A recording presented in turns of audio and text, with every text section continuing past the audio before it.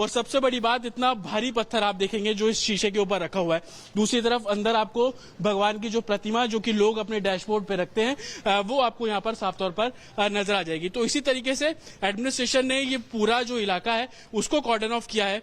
कल पथराव बहुत हुआ यहाँ पर, यही से चालू हुआ, कल भी चालू हुआ। हिंदुओं के परिवारों को टारगेट किया गया। हाँ, हिंदू परिवार को टारगेट किया गया है। ऊपर भी झंडा लगा हुआ है। झंडा लगा हुआ है। हाँ, कितनी भीड़ होगी यहाँ पर? बहुत ही 500-600 लोगों के जी ऊपर होंगे वो। सब नारेबाजी हो रही सब नारेबाजी तो 5 बजे से चालू थी। अल्लाह अकबर के नारे लगा रहे थे और बाद में 7 बजे से 500-600 के ऊपर लोग यहाँ से नातिक चौक तक गए। अच्छा। हाँ, और फिर वहाँ से उधर से आकर यहाँ और उन्होंने फिर दगड़ फेंक चालू की। दगड़ फेंक यहीं से चालू हुई।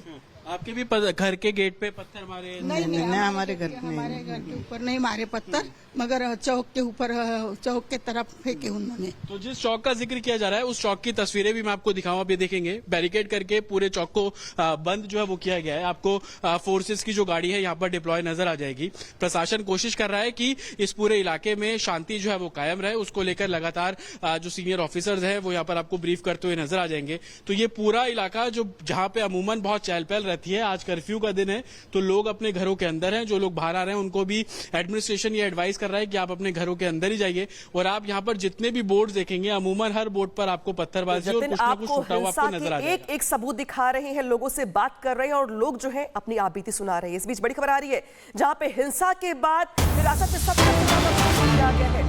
70 से ज्यादा लोग जो है संदिग्ध हैं और यही वजह है कि हिंसा के बाद हिरासत में 70 से ज्यादा लोग लिए गए हैं। जो महिला जिनसे जतिन बात कर रहे थे उनको सुना भी आपने, 500 से 600 लोगों की बात कह रही थी वो, संदिग्ध जो लोग थे उनसे पूछताछ चल रही है।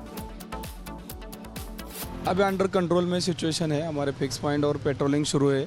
जो सेंसिटिव एरिया है वहाँ कर्फ्यू पण लगाया है। कितने लोगों की गिरफ्तारी अभी तक हमने रात को 46 लोगों को डिटेन किया है और लोगों को अभी सर्च चालू है। और कितना एरिया है सर? आप डीसीपी हैं, यहाँ पर कितने एरिया है जहाँ पर 163 लगाया गया है?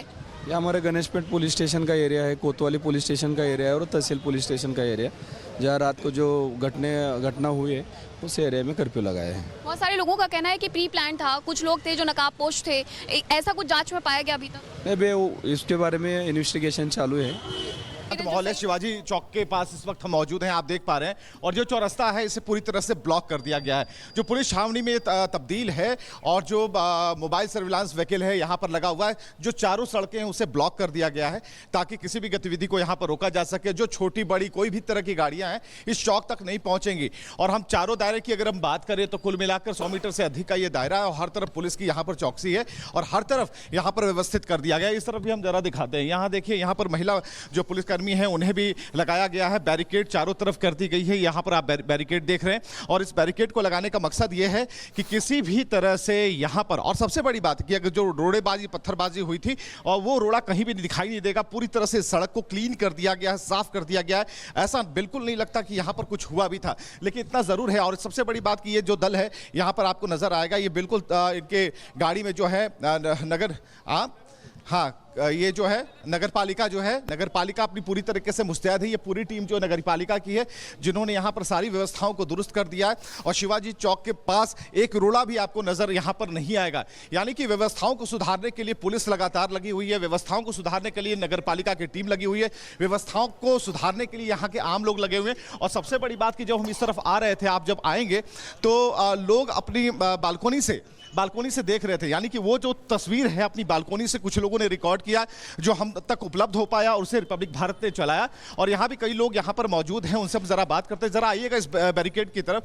जब इस बैरिकेड को हम पार करते हैं, जैसा कि हमने बताया कि ये जो 6 रास्ता है और 4 रास्तों को जब आप पार करेंगे तो बहुत सारी चीज़ें स्पष्ट हो जाएंगी। तो बिल्कुल इसी रास्ते से सारी चीज़ें गतिमान थी। और वहाँ पर एक जेसीबी मशीन है जिसे आप देख पा रहे हैं। कोई भी रोड़ा था उसे उठाने के लिए जो जेसीबी मशीन आपको नजर आएगी उससे भी रोड़ा हटाया गया है, वहां से उठाया गया है। लेकिन आस पास के जो लोग हैं काफी सशंकित थे इस बात को लेकर कि आखिर क्या होना है और किस तरीके से होना है। यहाँ पर कुछ लोगों की दुकान है। आप लोग की दुकान यही है क्या? आप लोगों की दुकान यही है? अच्छा, ऊपर ये। तो कल जो हुआ कैसे हुआ, कितने बजे हुआ और जो स्थिति बनी उसके बाद कब तक कितनी देर लगा इसे सुधरने में?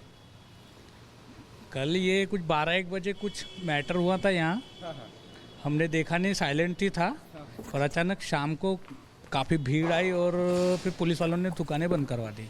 तो नागपुर हिंसा में ताबड़तोड़ कार्रवाई यहां पर देखने को मिल रही है, लेकिन यही वजह है कि जिस तरीके से अब तक जो 70 दंगाई हैं उनको हिरासत में ले लिया गया है।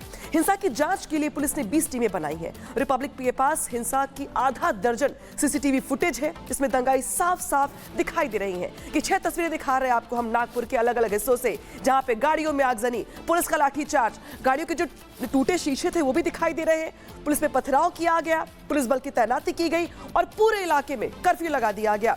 तो ये 6 तस्वीरें बता रही कि किस तरीके से नागपुर के हालात बिगाड़े गए, खराब किए गए, लेकिन पुलिस की ओर से भी एहतियात के तौर पर इलाके में कर्फ्यू लगा दिया गया। लेकिन आखिर वो कौन लोग हैं, आखिर वो कौन लोग हैं जिनको औरंगजेब के खिलाफ कुछ भी बोलने पर मिर्ची लगती है? ये कौन सा गैंग है जो बार बार बात बात पे पथराव करता है, तनाव फैलाता है, दंगा करता है, हिंसा करता है, माहौल को खराब करता है? तो नागपुर में तनाव का माहौल है, लेकिन जो प्रत्यक्षदर्शी हैं वो ये बता रहे हैं कि किस तरीके से प्रतीक चिन्हों को देख करके टारगेट किया गया, कैसे उनकी ओर से पथराव किया गया, हाथों में लाठियां हैं, पेट्रोल बम है, बोतलें हैं, इसके अलावा तमाम वो चीजें जो कि दंगाई कैसे मुंह पर कपड़ा बांध करके अपनी पहचान छिपाते हुए पुलिस पर हमला बोल रहे हैं, पुलिस पर हमला कर रहे हैं, पुलिस को भी नहीं बख्श रहे हैं।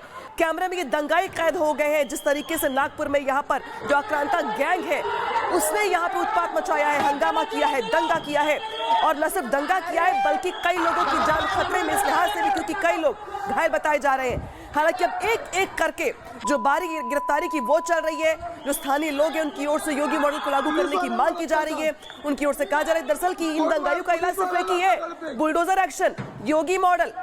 लेकिन आखिर कौन लोग हैं जो प्रदर्शन से इतना चिढ़ गए, इतना नाराज हो गए कि उनकी ओर से ये हरकत की गई, हिंसा की करतूत की गई, लेकिन उसके एक एक सबूत निकल के सामने आ रहे हैं। और अब तो बीजेपी विधायक का बहुत बड़ा आरोप है कि किस तरीके से यहाँ पर जो लोग हैं उन्होंने जानबूझकर हिंदुओं के घरों पर पथराव किया और जानबूझकर टारगेट किया। वीडियो 1, 2, 3, 4, 5, 6 ये 6 वीडियोस, ये 6 तस्वीरें बता रही हैं नागपुर के हिंसा की पूरी कहानी, क्योंकि नागपुर मांग रहा है अब योगी मॉडल। नागपुर हिंसा की ये 36 तस्वीरें देखिए किस तरीके से जो गाड़ियां थी टारगेट की गई। लोग ये भी कह रहे हैं कि लोग पेट्रोल बम लेकर के आए थे। कुछ लोगों की ओर से ये भी कहा गया कि यहाँ पर जानबूझ करके जो हिंदुओं के घर थे, जो कॉलोनी थी उनकी, उनको टारगेट किया गया, हिंसा की गई। लेकिन कैमरे में एक एक दंगाई कैद हो गए हैं और उनका एक एक करके हिसाब भी किया जाएगा पुलिस की ओर से। 70 से ज्यादा जो उपद्रवी है वो हिरासत में लिए जा चुके हैं, कार्रवाई आगे भी जारी है। और देखिए किस तरीके से जो यहाँ पे जो दंगाई है, देखिए उनको ऐसा लग रहा था, पता था कि